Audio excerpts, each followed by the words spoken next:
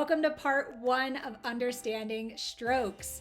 You can find this on pages 182 and 183 of your Nurse Workbook 2.0, and the purpose of this video is to give you real-world nursing education beyond just this workbook. So in part 1, we're going to talk about what a stroke is and how we can identify it and what we're going to do immediately in the hospital setting. And in part 2, we're going to talk about the 2 types of strokes and how we treat them.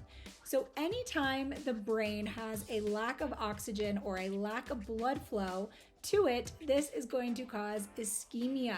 So a stroke is ischemia, this lack of blood flow or lack of oxygen to the brain. Tissue ischemia can also lead into tissue necrosis, and this is when we have tissue death because there is no perfusion going to it.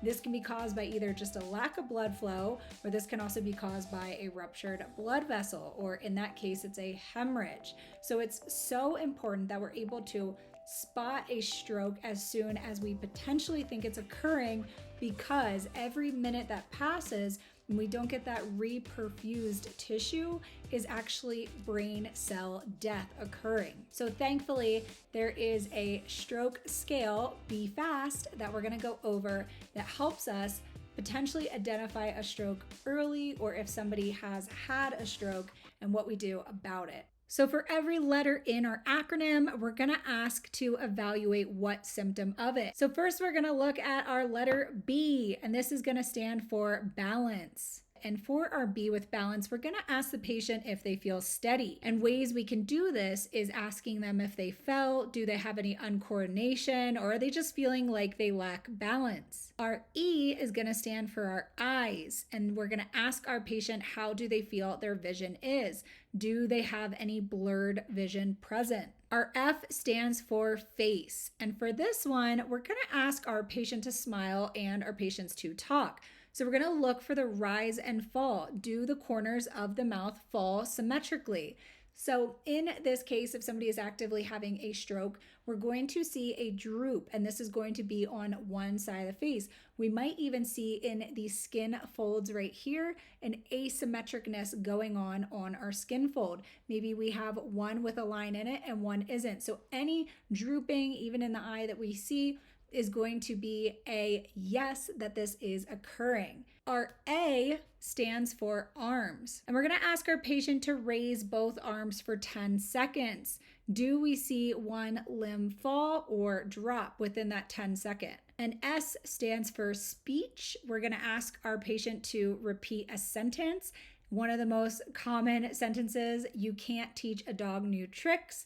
And if they have any slurring going on, this is indicative of a potential stroke. And our T stands for time, one of the most important questions. So we're gonna ask when these symptoms started, or if someone is with our patient, we're gonna ask if this is a witness, this new event of the patient slurring their words or maybe being off balance, and when was the last time they were seen normal. So if any of these symptoms above are a yes, then this is an emergency. So we're gonna list the potential stroke warning signs, and one of the first one is that numbness to the face or even in their extremities. Typically, we can see a loss of balance and coordination, and our patients can have intermittent confusion. Our patients can see vision changes, maybe having difficulty swallowing, and it is common for dizziness to occur.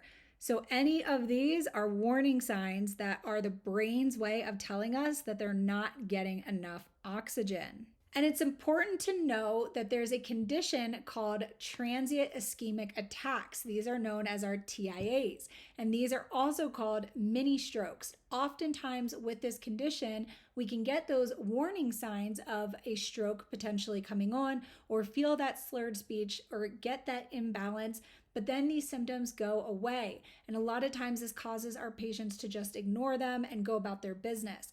But a TIA can actually turn into a true stroke. So it's incredibly important that we acknowledge these TIAs and still be seen by a doctor to make sure that everything is okay and there's not something potentially going on in the head that's going to lead to a large stroke. So when our patient presents to triage, or even if we just walk into their room to assess them and we notice that any of these symptoms are going on, there is a cascade of events that we want to do. It is better to alert our stroke team or a stroke activation if we think there's any indication of a stroke than it is to just let these symptoms go on and maybe observe over time. So when we have any worry that a stroke is present, we never want to delay time to CT.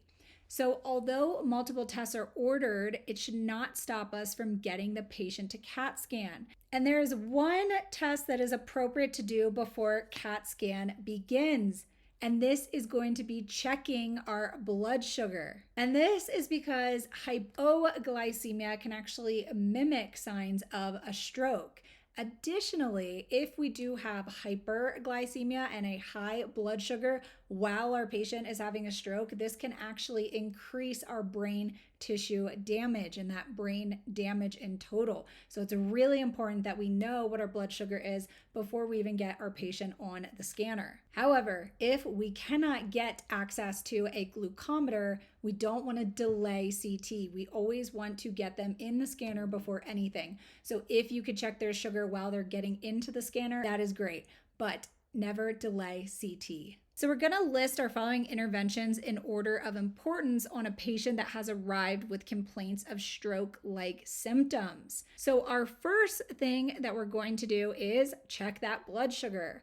Next, we're going to make sure we do a non-contrast CT. So in this situation, we're getting them onto the CAT scan right away so we can look for any potential hemorrhaging. So in an ischemic stroke or a hemorrhagic stroke, we're going to be able to tell the difference. But if our patient is hemorrhaging, we don't always want to put fluid in there because we don't want to increase that ICP. So we'll wait for our IV and we'll just make sure that this is an acute hemorrhaging stroke. Our third thing is going to be placing the IV, and if indicated and it's not a hemorrhagic stroke, we can go ahead and give the contrast CT. So we can do this in patients with the ischemic strokes. We're also going to obtain our EKG as the next one because we're just looking for any cardiac arrhythmias that could be potentially present. And then we want to do our full NIH scale. And a lot of times this is going to be the virtual neurologist or the neurologist at the bedside doing a full NIH, but it's so important for us to be able to do this too.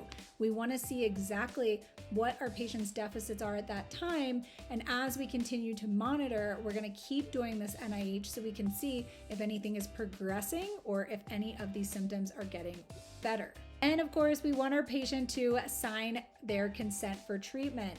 In an emergency where the patient is unable to sign, we can always ask a family member, or we can continue to treat them, looking out for their best interest. And this concludes part 1 of our Understanding Strokes. I'll see you in part 2.